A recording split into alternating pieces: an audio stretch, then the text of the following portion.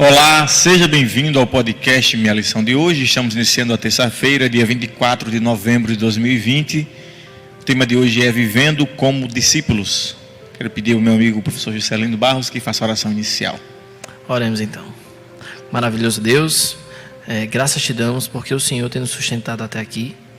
E nos ajuda, por favor, mais uma vez, Senhor, a mediante o estudo da Tua Palavra, sermos edificados e sermos fortalecidos para a nossa caminhada contigo. Te oramos por Jesus. Amém. A expressão discípulo não é uma expressão própria do cristianismo. É uma expressão comum do formato da pedagogia grega, mais especificamente da pedagogia grega, né, que era uma espécie de ensino tete a tete, né, olho no olho, um ensino em que não era um grupo grande de pessoas, era um grupo pequeno de pessoas, em que havia ali o diálogo e o ensino, geralmente pela teoria e também pela prática, utilizando de recursos que eles tinham para aquela época, né?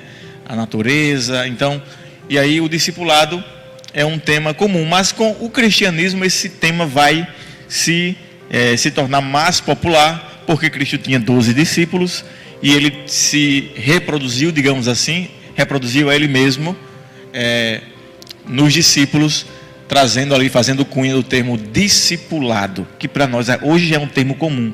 Discipulado, dentro do escopo cristão, é se parecer cada vez mais com a pessoa de Cristo. É interessante, pastor, como que hoje em dia tem sido elaborado um conjunto de técnicas, né, para você alcançar esse estado que seria o estado ideal do cristão, né? Principalmente hoje que se desenvolveram coisas como, por exemplo, coach, psicologia, né? Alguns têm, de algum modo, imaginado que existe uma maneira um tanto quanto mais fácil de você amadurecer como cristão, né? E, de certo modo, isso foi influenciado por algumas cosmovisões um tanto quanto agnósticas ou ateístas, né? Que veem que a redenção do homem não é um fenômeno sobrenatural, mas apenas um conjunto de modificações psicológicas ou naturais que um homem, mediante uma educação formal, né, cognitiva, poderia alcançar. E aí, pastor, isso estaria de acordo com a palavra de Deus? Não, a palavra de Deus ela é bem clara, que nós alcançamos a proximidade com Cristo buscando a Ele, né? E Ele vai efetuar em nós o querer e o fazer, a vontade e a ação. Então, ser discípulo é deixar que as vontades de Cristo se façam em mim. Não há, de maneira nenhuma, uma fórmula. Existem vários livros interessantes, são experiências, né, de igrejas, experiências de alguns pastores que conseguiram desenvolver um discipulado em sua igreja, em sua comunidade local. Isso é bom, isso é importante. Mas não há um modelo que a gente possa dizer, para que eu possa ser discípulo, tenho que fazer isso.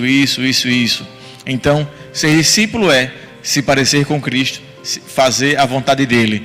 Não é uma sequência de fazer coisas, apesar de que fazer as coisas estão incluídas em ser discípulo de Cristo. E sobretudo tem uma questão, né, que é a origem sobrenatural do discipulado, né? Jesus Cristo, ele passou muito tempo dando um exemplo, mas os discípulos, eles só se tornaram verdadeiros discípulos quando eles foram batizados pelo Espírito Santo, quando houve uma operação sobrenatural.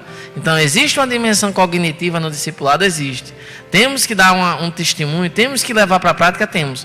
Mas nós não podemos crer que nossa missão como cristãos de discipular pessoas, ela tem a ver só com carne e sangue.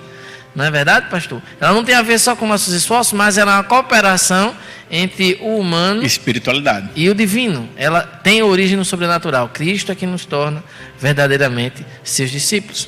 E hoje muitas pessoas querem atrelar a questão do social ao discipulado, colocando como a ação social como a essência do discipulado, o que não faz parte, mas não é a essência do discipulado. A essência do discipulado, repito, é se parecer com Cristo, fazer o que ele fazia. E ele fazia, amava os pobres, fazia coisas, mandou que nós fizéssemos isso. Mas discipulado é algo muito mais amplo, é algo muito mais profundo. E como foi falado aqui por Juscelino, tem uma ação sobrenatural no meio. É interessante, pastor, que grandes ateus se levantaram nos últimos 250 anos criticando o cristianismo, né? Como a exemplo de Nietzsche, a exemplo também daquele outro Bertrand Russell, e todos eles se concentravam muito na questão comportamental. Olha, os cristãos, eles são a grande prova de que o cristianismo é falso, como se a mensagem do evangelho estivesse condicionada às ações dos homens. E a gente chega aqui na terça-feira, no texto de Lucas, que fala sobre o momento que Jesus Cristo foi rejeitado, justamente porque ele disse que ele veio para curar pessoas, que ele veio, né, para libertar pessoas que estavam como cativos, né, curar, que era uma profecia messiânica de Isaías. Então, essa era a missão de Cristo, a gente sabe disso.